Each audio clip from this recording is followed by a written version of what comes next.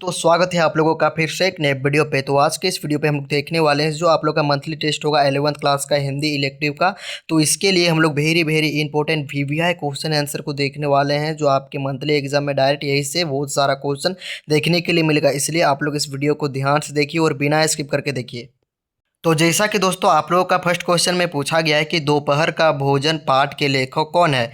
तो दोपहर का भोजन पाठ के लेखक कौन है, तो एक आप लोगों का जो राइट उत्तर होगा वो ऑप्शन नंबर क नंबर हो जाएगा, अमरकांत हो जाएगा। ठीक है, अब बढ़ते हैं क्वेश्चन नंबर 2 की ओर। तो क्वेश्चन नंबर 2 में आप लोगों का पूछा गया है कि दोपहर का भोजन साहित्य के किस विधा की रचना है। ठीक है, मतलब किस विधा की रचना है, दोपहर का भोजन साहित्य के किस विधा की रचना है। तो दो का जो राइट उत्तर होगा आप लोगों का वो ऑप्शन नंबर ग नंबर हो जाएगा, ये एक कहानी है। ठीक है, बढ़ते हैं क्वेश्चन नंबर 3 की ओर। तो क्वेश्चन नंबर 3 में आप लोगों का पूछा गया है कि अमरकांत का वास्तविक नाम क्या था, मतलब अमरकांत का जो असली नाम क्या था। ठीक है, यानी कि वास्तविक नाम क्या था।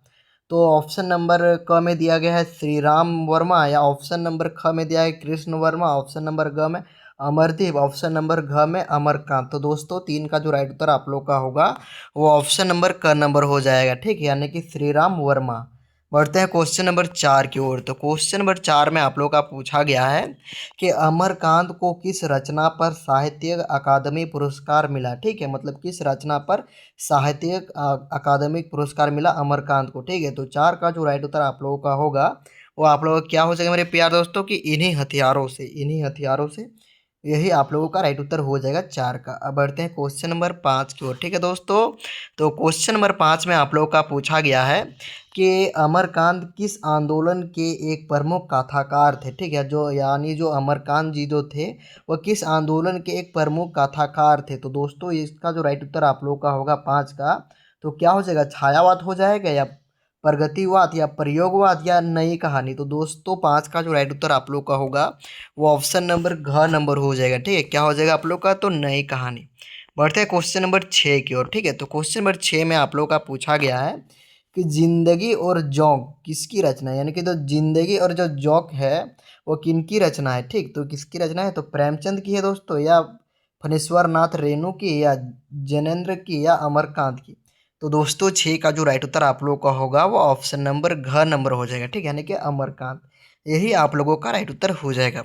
बढ़ते हैं क्वेश्चन नंबर 7 की ओर। ठीक है, तो क्वेश्चन नंबर 7 में आप लोग का पूछा गया है कि दोपहर का भोजन कहानी की मुख्य पात्र सिद्धेश्वरी के पति का क्या नाम था।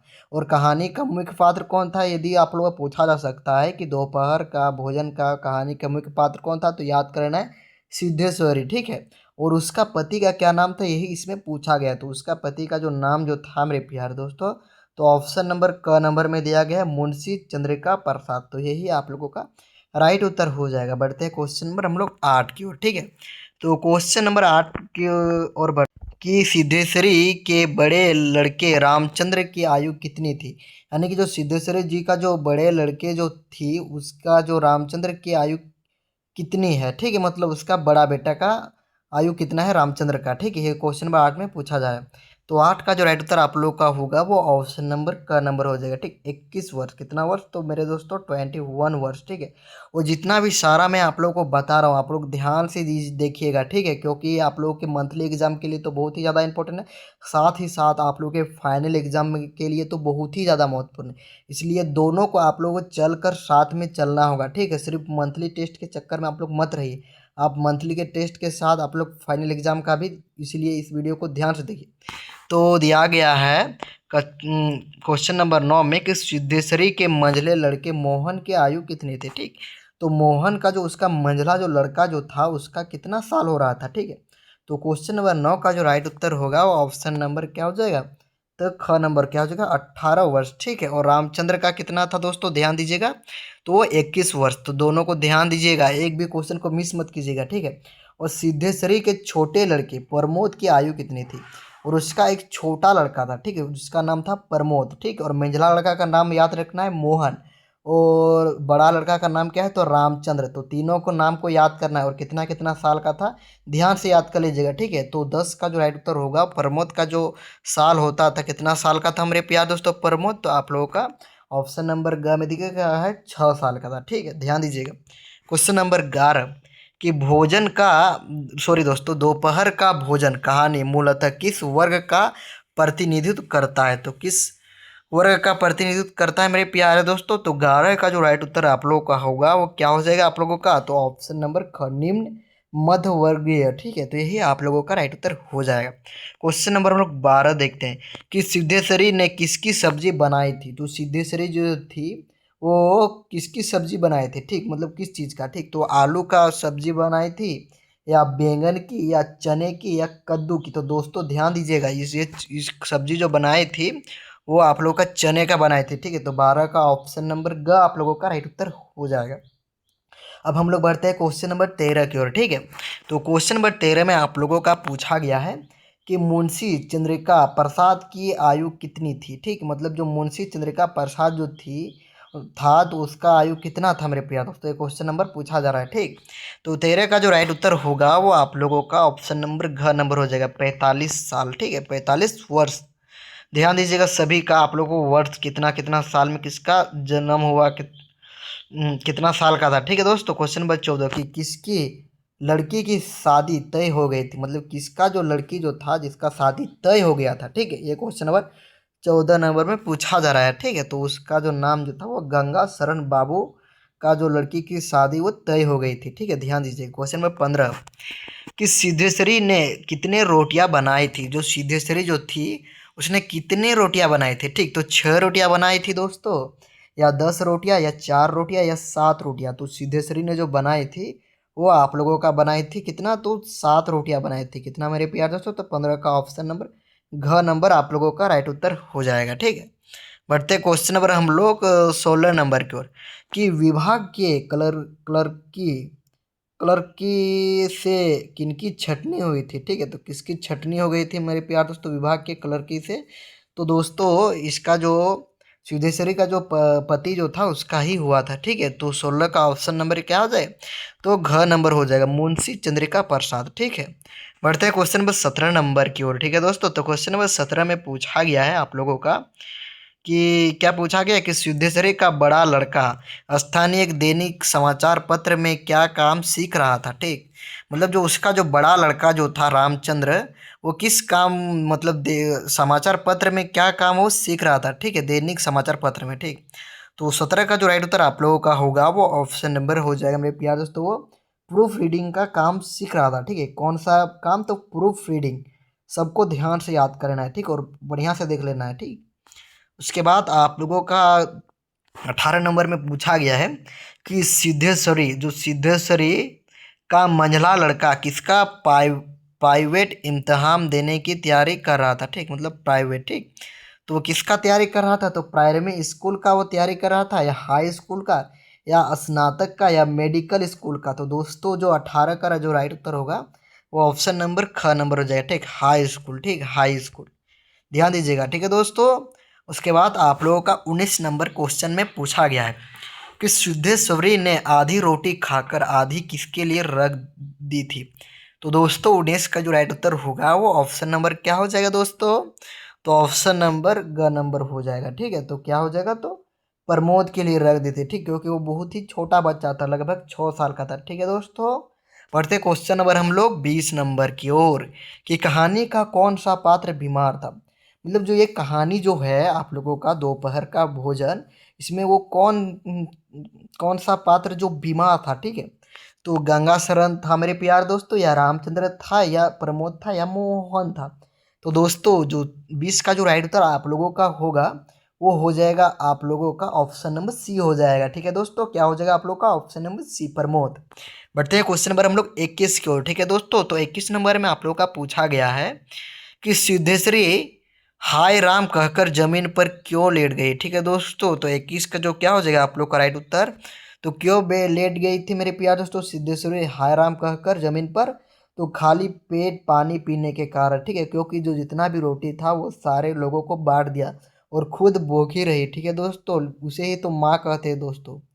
तो अब हम लोग बढ़ते हैं क्वेश्चन नंबर हम लोग 22 नंबर की ओर, क्योंकि माँ भले पेट कुछ नहीं खाएगी लेकिन अपने बच्चों को जरूर खिलाएगी। ठीक है दोस्तों, अब बढ़ते हैं क्वेश्चन नंबर हम लोग 22 नंबर की ओर। ठीक, कि मुंशी जी ने खाना खाने के बाद क्या मांगा? जो मुंशी जी जो था मेरे प्यार दोस्तों, वो खाना खाने के बाद क्या मांगा मेरे प्यारे दोस्तों? तो 22 का जो राइट उत्तर होगा वो ऑप्शन नंबर ख नंबर हो जाएगा। ठीक, गुड़ का रस मांगा। ठीक है दोस्तों, क्योंकि उसके घर में सिर्फ साथ ही था रोटी दोस्तों। तो देखो कितना मतलब कष्ट करके वो सभी ने ही सबको थोड़ा बहुत दे दिया, लेकिन खुद भूखी रह गई। ठीक है दोस्तों, उसके बाद उसका जो मुंशी चंद्रिका प्रसाद जो था उसने क्या मांगा? तो गुड़ का रस मांगा। ठीक है, उसके बाद आप लोगों का 23 नंबर पूछा गया कि पंडुक क्या है। इसमें पूछा जा रहा है 23 नंबर में कि पंडुक क्या है दोस्तों। तो पंडुक एक प्रकार का क्या है मेरे प्यार दोस्तों?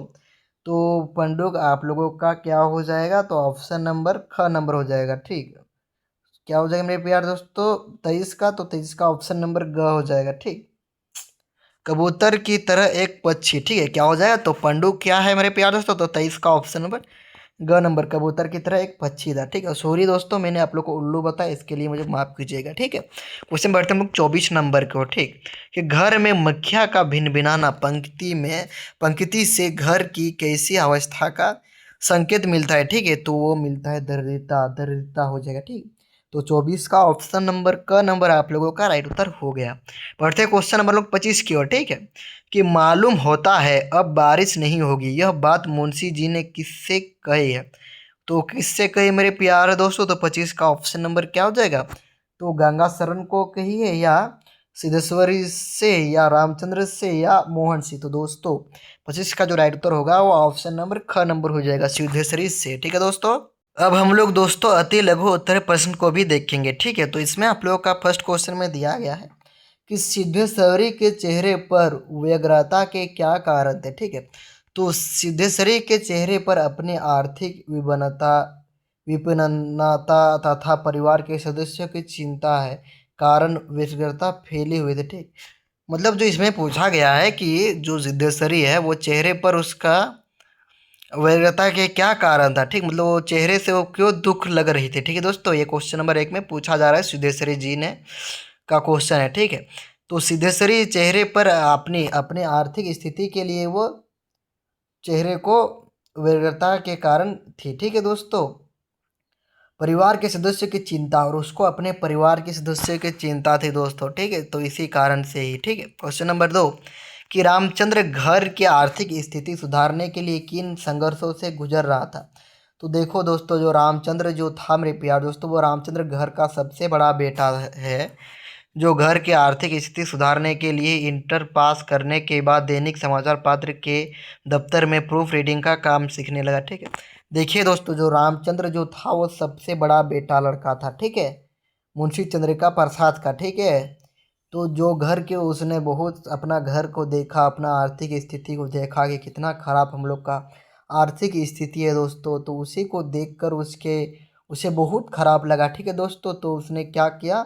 तो उसने एक जैसे तैसे करके एक दैनिक समाचार पत्र के दफ्तर में एक काम मिला उसको। ठीक है, बहुत मेहनत करके उसको उसने ढूंढा तब उसको मिला। ठीक है, तो उसको कौन सा काम मिला? तो प्रूफ रीडिंग का काम सीखने लगा। ठीक है दोस्तों, तो देखो कितना वो संघर्ष करता था उस परिवार का जो रामचंद्र जो था। क्वेश्चन नंबर 3 के अमरकांत किस तरह के कथाकार थे? तो अमरकांत जो थे न मेरे प्यार दोस्तों, वो अमरकांत मध्यम वर्ग के जीवन की वास्तविकता और वसंगतियों वसंगतियों को व्यक्त करने वाले कहानीकार है। ठीक है, क्वेश्चन नंबर 4 कि सिद्धेश्वरी ने ओसर में अध टूटे खटोले पर क्या देखा? ठीक, मतलब सिद्धेश्वरी ने ओसारे में अध टूटे खटोले पर क्या देखा? तो सिद्धेश्वरी ने ओसारे में अध टूटे खटोली में अपने 6 वर्षीय पुत्र प्रमोद को देखा। मतलब ठीक है, मतलब एक ठो चरपाई था। ठीक है, तो चरपाई जैसे आप लोग समझ लीजिए, तो उस चरपाई में किसको देखा था सिद्धेश्वरी ने? तो अपने बेटे प्रमोद को देखा था कि हाँ, देखा वह नंग धड़क पड़ा था। ठीक है, तो वह कुसुपित था और उस पर अनगिनत मक्खियाँ उड़ रहे थे। ठीक, मतलब कुसुपित मतलब वो थोड़ा बीमार था। ठीक है दोस्तों, मतलब बीमार था और उस पर क्या कर रहा था? जो भिन भिना रहा था। कौन सा? तो मक्खियाँ भिन भिना रहा था, उड़ रहा था। ठीक है, तो यही देखा था। ठीक है, तो ध्यान दीजिएगा। क्वेश्चन नंबर हम लोग 5 की ओर बढ़ते हैं कि सिद्धेश्वरी अपने पुत्र का हाल चाल पूछने की हिम्मत क्यों नहीं जुटा पाई? कि सिद्धेश्वरी अपने पुत्र का हाल चाल पूछने की हिम्मत क्यों नहीं जुटा पाई? क्वेश्चन नंबर, तो इसलिए नहीं जुटा पाई नहीं इसलिए नहीं जुटा पाई क्योंकि वह अपने पुत्र के कमजोर शारीरिक स्थिति का मर्म जानती थी। सिद्धेश्वरी द्वारा झूठी बातें बनाने का क्या कारण था? तो सिद्धेश्वरी द्वारा झूठी बातें बनाने के पीछे कारण यह था कि वह परिवार की एकजुटता बनाए रखना चाहती थी। और सिद्धेश्वरी इसलिए झूठ बोलती थी क्योंकि सभी परिवार हम लोग एक साथ में रहेंगे, इसलिए ही सिद्धेश्वरी ने झूठ बोली थी। ठीक है, और इससे कोई दिक्कत नहीं होगा इसके लिए कही थी। क्वेश्चन नंबर 7 कि सिद्धेश्वरी रामचंद्र को खाने में क्या देती है?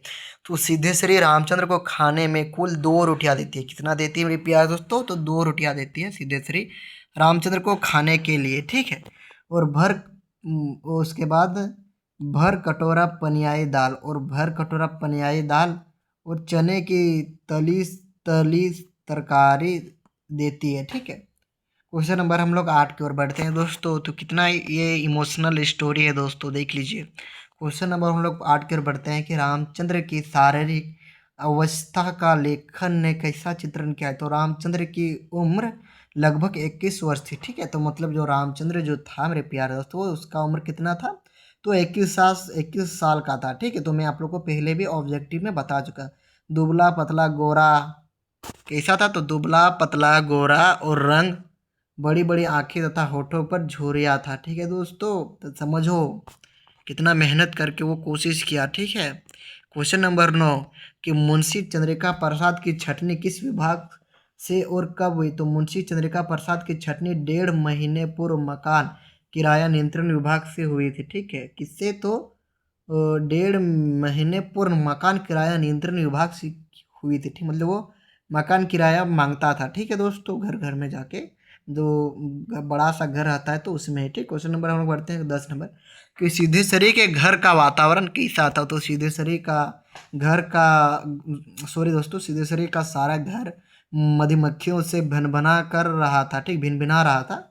आंगन की अलगनी पर एक गंदी साड़ी टंगी थी। ठीक है, गंदी साड़ी टंगी थी जिसमें कई पैबंद लगे हुए थे दोस्तों।